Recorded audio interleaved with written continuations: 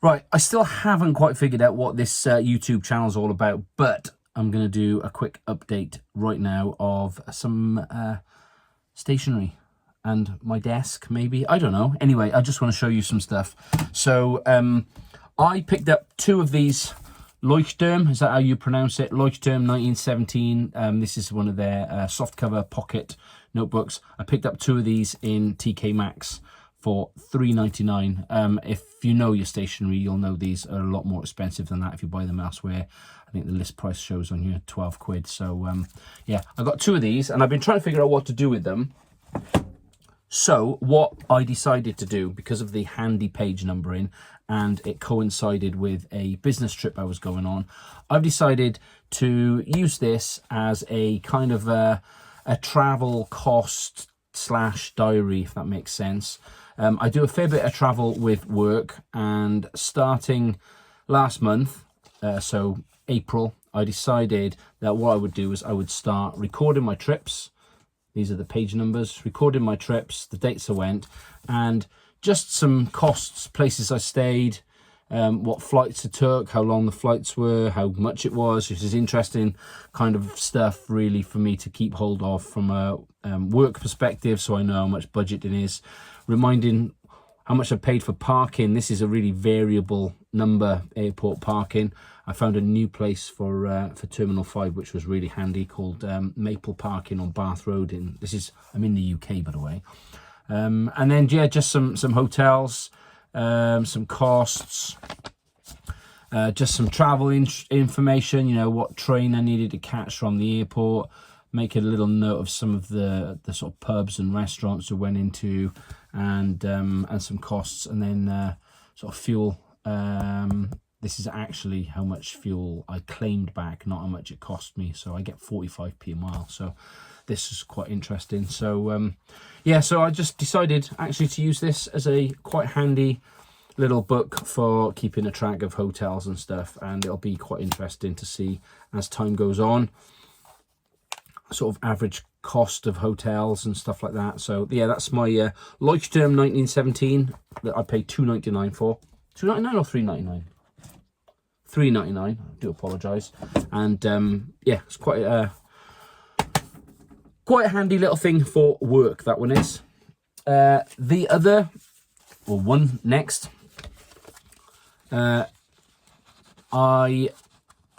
kind of see I'm into my field notes, and the reason for the field notes addiction is not because they're everywhere, but there's some really nice designs. I've joined a group on Facebook called Field Nuts, and yeah, there's some nutters on there, quite frankly. The amount of money that some field notes notebooks go for is staggering. They are collector's items, and they're paper and card. It's crazy, really. But another sort of name in this thing is in this kind of realm is Log+Jotter. I've managed to get hold of a subscription through a contact, and I'm really quite pleased that the first one that managed to come through is the Eclipse edition that has just come out. So these are pretty similar to the field notes. There's actually only 40 pages in these.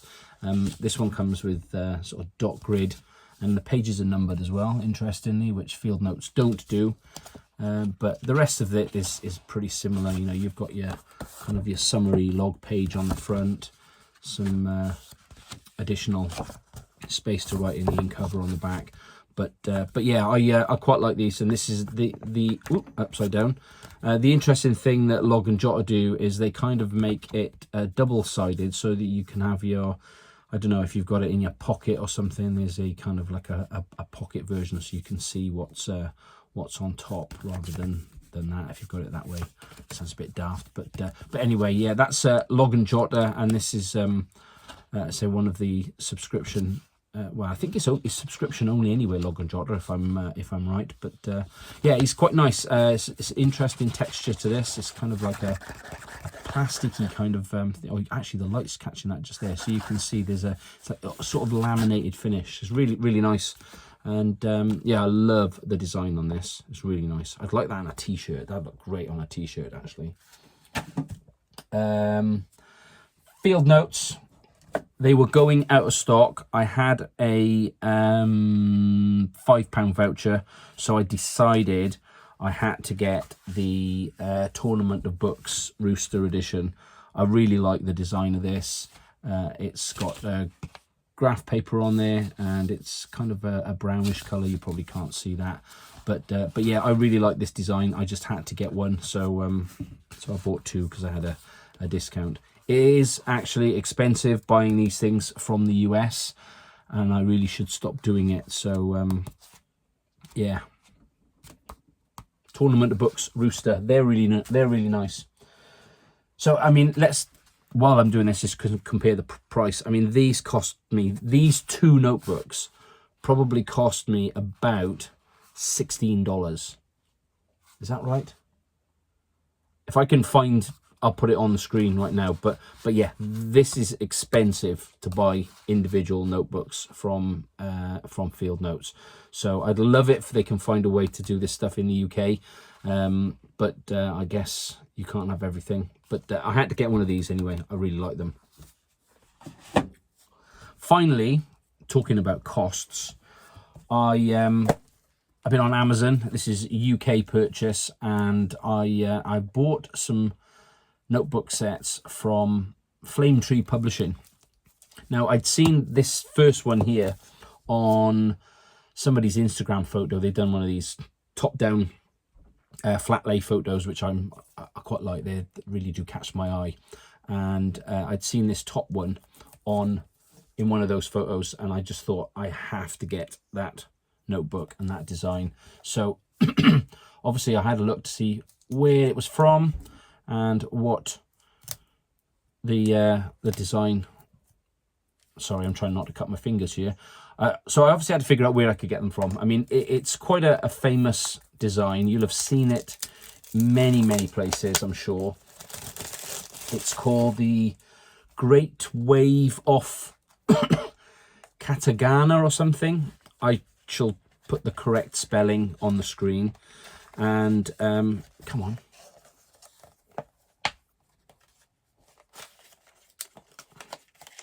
Bear with me. Try not to rip this. Yeah, this is called the Great Wave of Katagana, and I'll put a bigger picture of this on the screen right now. But it's this is like a print of a Japanese woodblock picture, and you can only just about make it out in here. But there's actually in the water. There's some boats, and actually just on the edge here. I'm gonna sneeze.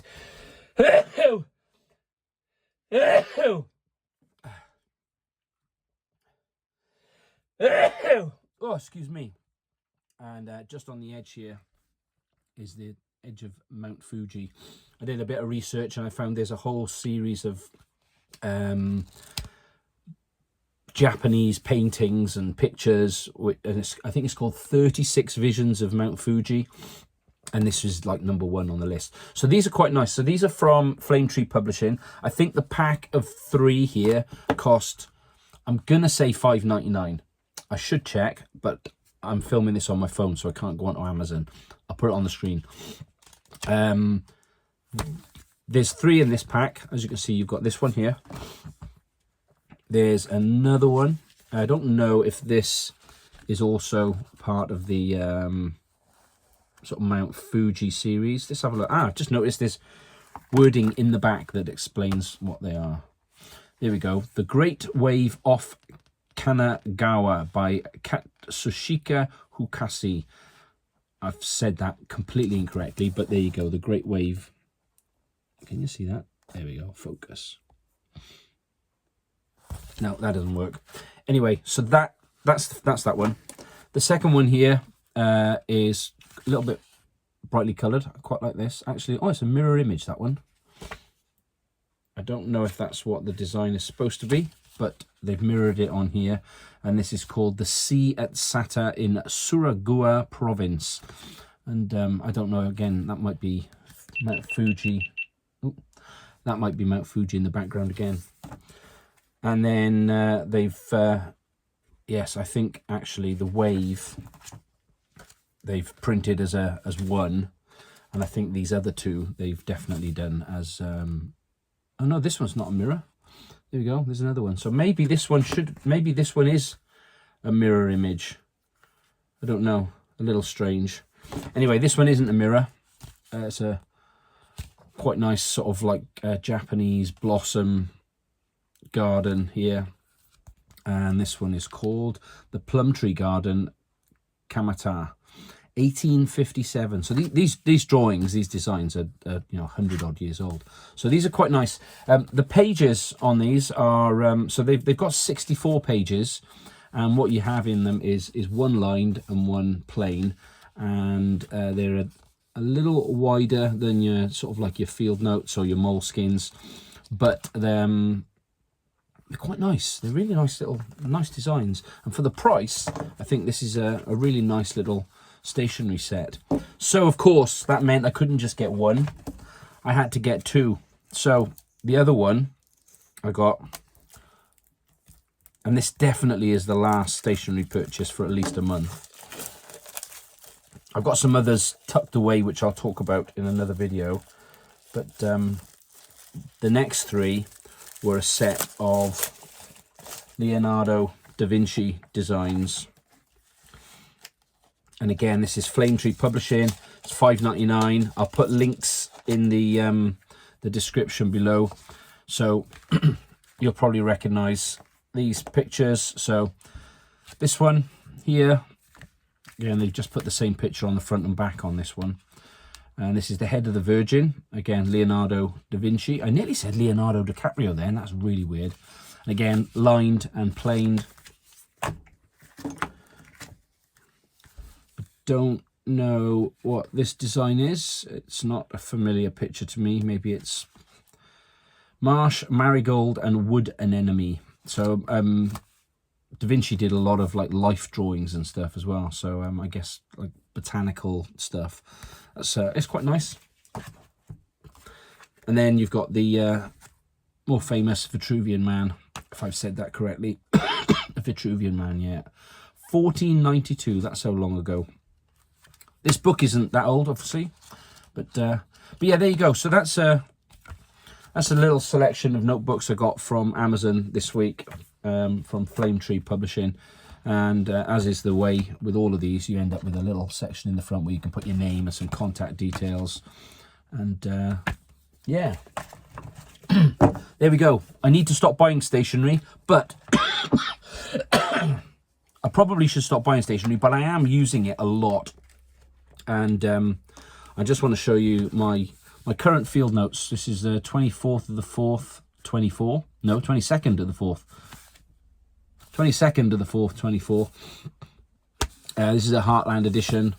And I didn't know quite what I was going to do with this, but I've actually ended up getting really colourful and adventurous with some of my stuff.